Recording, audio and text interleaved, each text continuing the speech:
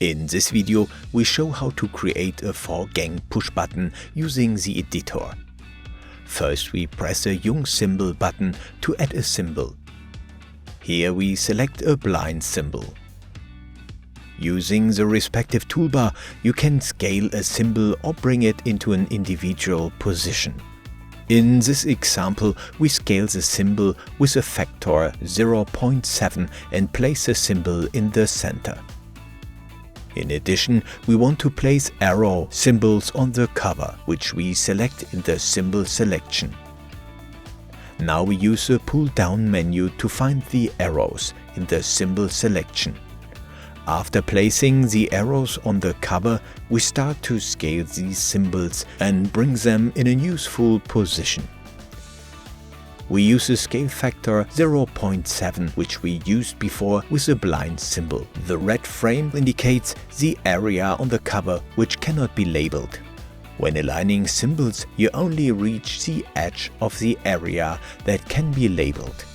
You can deactivate and activate red frame with a respective button in the toolbar. The procedure is the same for the next push button. In this case, we insert a light symbol, scale the size and center the symbol. In addition, we want to place circle symbols next to the light symbol.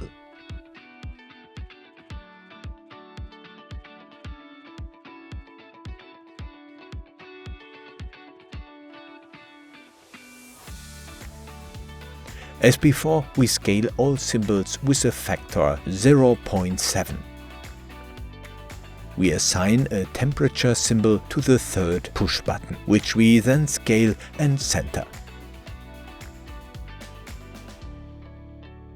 At the top and bottom, we insert a plus and a minus symbol and place them in the correct position.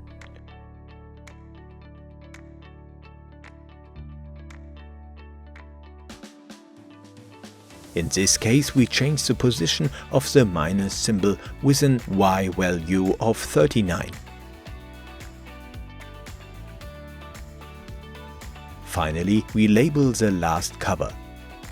We select the symbol for central off, place it in the center of the push button and scale it with a factor 0.7. When we have completed the last step, it is important to save your design to not lose your data. In your product collection, you now find the new labeled cover. Labeled covers are displayed bigger than non-labeled covers.